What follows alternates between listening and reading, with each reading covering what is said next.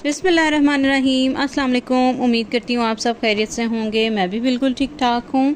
आज की वीडियो में मैं आप लोगों के साथ कुछ ऐसे पॉइंट्स, ऐसी टिप्स शेयर करने जा रही हूँ जो आप लोगों के लिए बहुत ही फ़ायदेमंद होंगी, और उन बच्चियों के लिए जिनकी नई शादी हुई है, या उन बच्चियों के लिए जिनकी शादी होने वाली है, या जो लड़कियाँ हाउसवाइफ्स हैं जो बहुत ही ज़्यादा स्ट्रेसफुल रहती हैं, उनके लिए भी ये वाली वीडियो बहुत ही हेल्पफुल होने वाली है। तो वीडियो को आपने कंप्लीट वॉच करना है। चैनल पे नए हैं तो प्लीज़ सब्सक्राइब कर दीजिएगा, वीडियो को लाइक एंड शेयर कर दीजिएगा।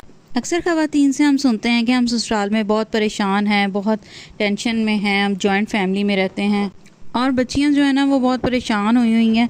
और जो लोग 10-15 साल से जॉइंट फैमिली में रह रही हैं तो वो ख़वातीन बहुत परेशान हैं। देखिए, जो इंसान किसी भी मुश्किल में रहता हो, टेंशन में परेशान हो, इंसान को ज़हनी तौर पर जो है ना मजबूत होना बहुत ज़रूरी है। तो ज़हनी तौर पर मजबूत होने के लिए जो चीज़ें आपने अपनी लाइफ में लेकर आनी है, आज मैं आप लोगों के साथ वही डिस्कस करने जा रही हूँ। सबसे पहले आपने अपने आप को स्ट्रेस से निकालने के लिए हर तरह के प्रेशर में आपने अपने आप को पुरसुकून रखना है।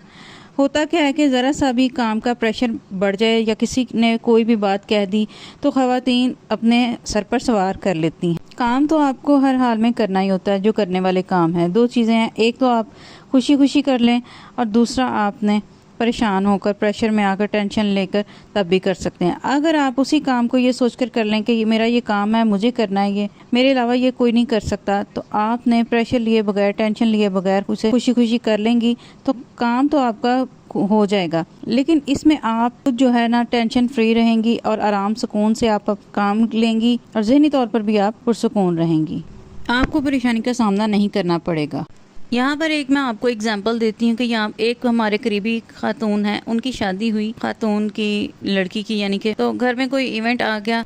तो इवेंट जो था ना वो उस लड़की की अपनी ही बर्थडे थी, तो उस पर जो है ना मेहमान आ गए। मेहमान भी खैर इतने ज़्यादा नहीं थे, अपने करीबी थे, चंद जो लड़का था उसके बहन भाई वगैरह ही थे।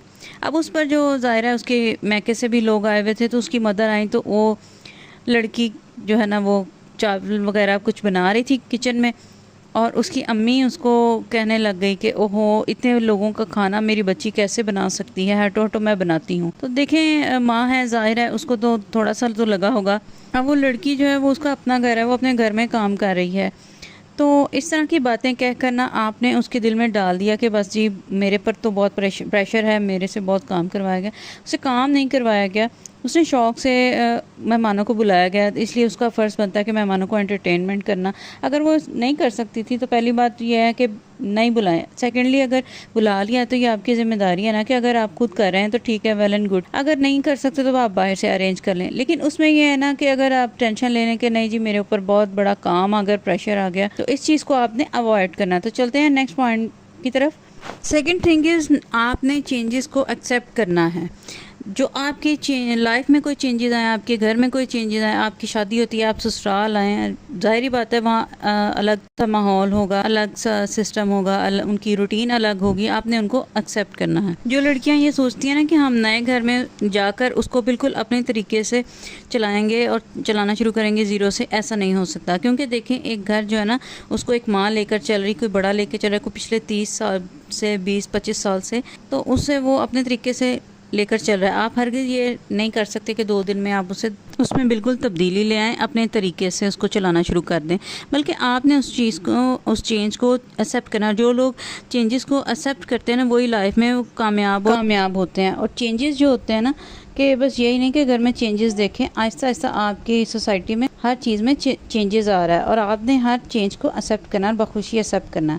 अच्छा, एक चीज़ और है कि कुछ ख़वातीन जो है ना वो फेलियर से डरती हैं। मतलब उनको लगता है कि हम कोई काम शुरू करेंगे तो हम ऐसा ना हो कि हमसे गलत हो जाए, ख़राब हो जाए।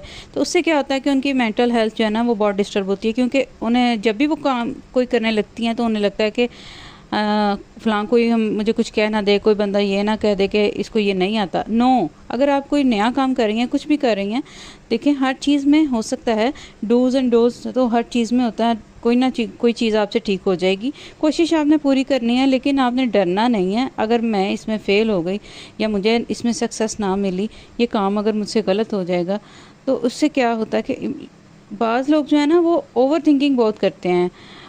अगर मुझे कोई कुछ कह ना दे, ये मुझसे गलत हो गया तो यूँ हो जाएगा, मतलब आप 1 किलोमीटर आगे से आगे सोचना शुरू कर देते हैं। तो वो वाला काम जो है ना आपको बहुत ही रेस्टलेस करेगा और आप लोग मेंटली डिस्टर्ब होंगे।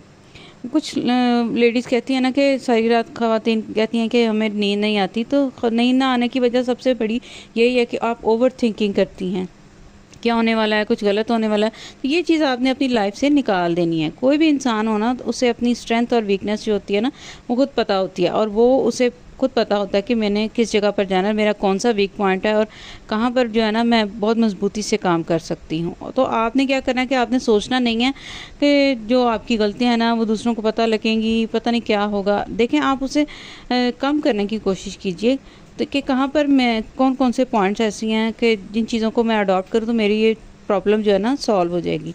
तो बस ये आपने करना है कि ओवर थिंकिंग आपने बिल्कुल भी नहीं करनी, वो आपको रेस्टलेस की तरफ लेके जाएंगी, आपकी मेंटल हेल्थ और फिजिकल हेल्थ दोनों खराब होगी। और एक चीज़ मैंने एक नोटिस किया कि आप जिस चीज़ के बारे में सोचते हैं ना, चाहे वो पॉजिटिव हो या नेगेटिव हो, वो हमारे सामने आ जाती है। कहते हैं ना कि जो वहम होता है ना वो सामने आ जाता है, आप जैसा सोचेंगे वैसा ही होता है। तो आप घरों में रह रही होती हैं, फैमिलीज में रह रही होती हैं, बच्चियों को तो ज़रूर सिखाएं कि जिन लोगों की शादियाँ हो रही होती हैं, क्योंकि जब आप नए घर पे जाती हैं तो आपको बहुत सी चीज़ें अडॉप्ट करनी होती हैं और आपने उसको उसी तरह से अडॉप्ट करना होता है जिस तरह से वो हैं, बजाय इसके कि आप जो है ना उसमें अपनी वीकनेस लोगों के सामने लेकर आएँ कि मैं ये नहीं कर सकती, मुझे ये नहीं आता, ये तो मैंने कभी किया ही नहीं।